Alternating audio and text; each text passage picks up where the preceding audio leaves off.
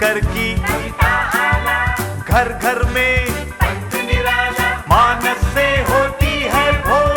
दिल बोले दिल बोले हर दिल बोले वंस मोर, दिल बोले वंस मोर। Once more.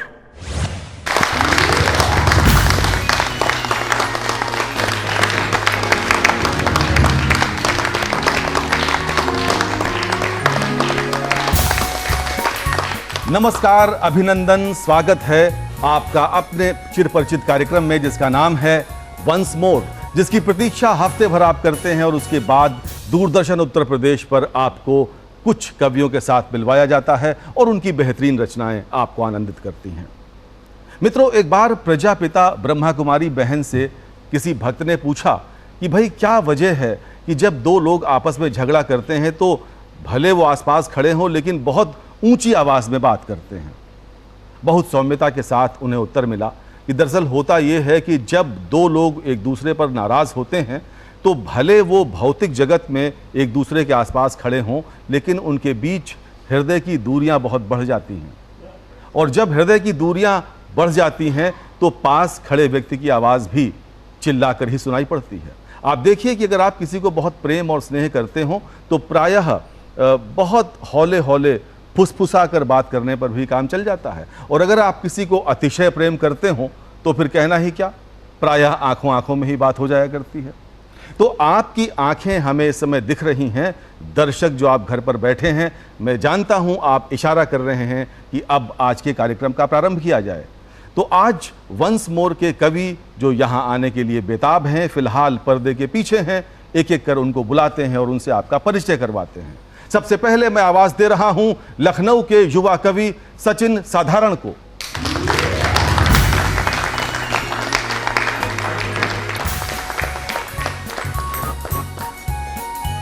मित्रों, हमारे देश में आप देखिए कि स्त्रियां सारे काम करती हैं, घर के काम करती हैं, बाहर की जिम्मेवारी निभाती हैं, और प्रायः गृहिणियां इस बात की प्रतीक्षा करती हैं कि कब उनकी घरेलू जिम्मेदारियां कम हों, उसको वो पूरा कर पाएं और उसके बाद अपना मन माफिक कार्यक्रम, अपने मन माफिक जो उनकी हॉबी है, जो उनकी पहचान है जीवन की, उसको नया रूप दे पाएं।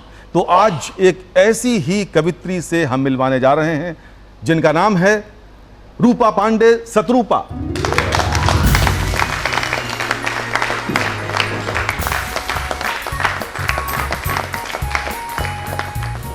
और भाई, कविता के तमाम रंगों में एक रंग ऐसा है जो अगर किसी भी कवि सम्मेलन में ना हो या वंस मोर के किसी भी एपिसोड में ना हो तो जरा वो एपिसोड कुछ फीका सा लगने लगता है। मैं बात कर रहा हूं वीर रस की, और वीर रस के कवि जो आज हमारे बीच आ रहे हैं उनका नाम है अशोक अग्निपथी।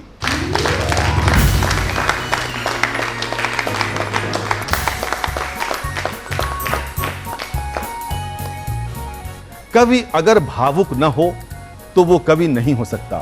संवेदनशीलता किसी भी कवि की बहुत महत्वपूर्ण पहचान होती है, और अगर किसी कवि ने अपने नाम के साथ ही भावुक शब्द लगा लिया है तो भाई उनका कहना ही क्या।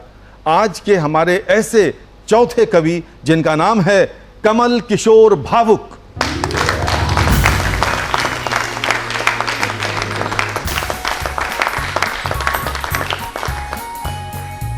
और अब समय है एक ऐसे वरिष्ठ कवि को बुलाने का जो कवि क्या अपने आप में पूरा स्कूल ऑफ थॉट हैं।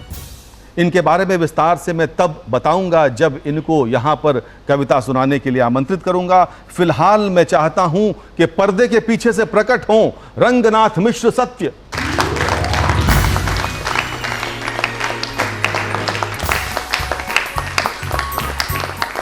और अब समय है आज के कार्यक्रम को प्रारंभ करने का। मित्रों, कवि किस विषय पर कविता लिख जाए ये तो बस उसके मन की बात है। यूं तो सचिन आज के पहले कवि हैं, सबसे युवा भी हैं, लेकिन जो विषय कविताओं के लिए चुनते हैं बेहद अनोखे होते हैं। अब देखिए, इन्होंने जो एक अनोखा अजूबा विषय चुना उसे कहते हैं परसों। यानी परसों इनके जीवन में कोई घटना घटी जिसे सुनाने के लिए ये यहाँ पर आ गए। तो मैं अनुरोध करूंगा कि सचिन सीधे माइक पर आएं और अपनी कविता दर्शकों तक पहुंचाएं। सचिन साधारण। आचार्य को प्रणाम करते हुए, प्रबुद्ध मंच को प्रणाम करते हुए अपने काव्य पाठ का प्रारंभ करता हूँ। स्वागत। कि प्रेम रस में पगे गीत गाने लगे, कि प्रेम रस में पगे गीत गाने लगे, पृष्ठ मन के सभी फड़फड़ाने लगे, कि जब महावर से रचने लगे ग्रंथ प्रिय राधिका के चरण मुस्कुराने लगे, राधिका के चरण मुस्कुराने लगे। और एक मुक्तक देखिए कि प्रीति के गीत गाएं ये संभव नहीं, कि प्रीत के गीत गाएं ये संभव नहीं, अश्रु मोती लुटाएं ये संभव नहीं, कि जिस समंदर से बहकर निकल आए हम उस समंदर में जाएं ये संभव नहीं, कि जिस समुंदर में जाएं वो संभव नहीं। और सीधे सीधे गजल से जोड़ता हूं जी। कि ख्वाबों में तुम जो आई थी परसों की रात, फिर मदमस्त घटा छाई थी परसों की रात, फिर क्या बात। ख्वाबों में तुम जो आई थी परसों की रात, फिर मदमस्त घटा छाई थी परसों की रात, फिर ओ सोचा कि नींद से न उठूं मैं जन्म जन्म, कुछ ऐसी नींद आई थी परसों की रात, क्या बात सचिन। ख्वाबों में तुम जो आई थी परसों की रात, फिर मदमस्त घटा छाई थी परसों की रात, फिर। और शेर देखें, जो कुछ नहीं मैंने कहा वो कह गई आंखें, कि जो कुछ नहीं मैंने कहा वो कह गई आंखें, आंखें तेरी शर्माई थी परसों की रात, फिर। क्या बात। और शर्मो हया का खेल भी ऐसा गजब हुआ, चंदा ने ली अंगड़ाई थी परसों की रात, कि शर्मो हया का खेल भी ऐसा गजब हुआ, चंदा ने ली अंगड़ाई थी परसों की रात, फिर।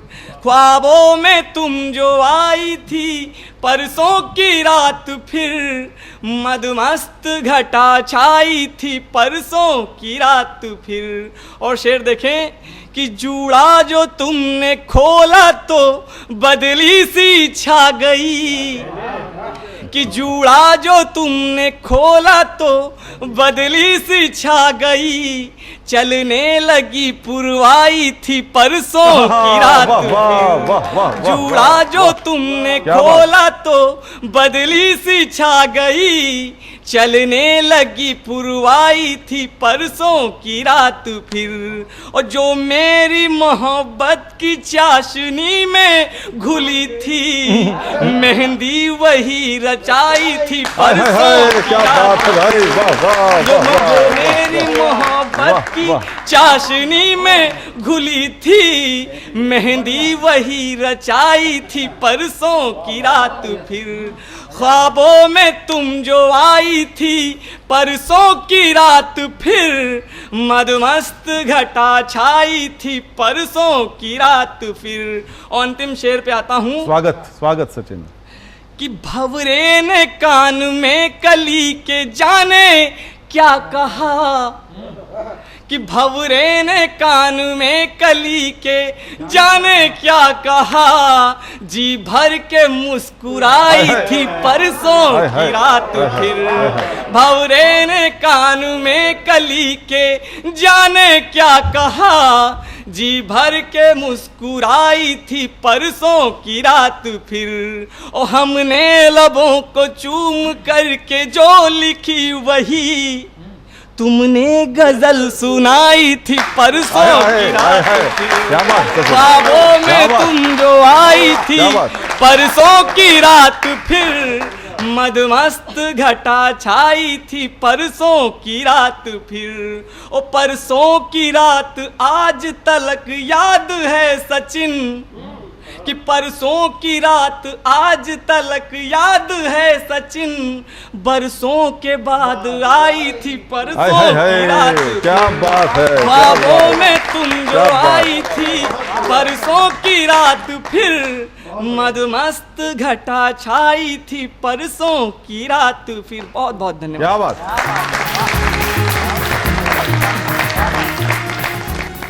भाई सचिन अपने नाम के आगे लिखते हैं साधारण, लेकिन जाहिर सी बात है इनकी कविताएं जो हैं वो असाधारण धरातल को छू रही हैं। और ये जो युवा रचनाकार है इसने बीकॉम किया है और इसके अलावा ये इस समय प्रतियोगी परीक्षाओं की तैयारी कर रहा है। और अगर इसने किसी परीक्षा को उत्तीर्ण कर लिया, रिटन टेस्ट, और उसके बाद इंटरव्यू में गया और कहीं उसने इंटरव्यू बोर्ड को परसों की रात की घटना सुना दी, तो निश्चित मानिए इसका सिलेक्शन तय होना ही है। सचिन के लिए जोरदार तालियां।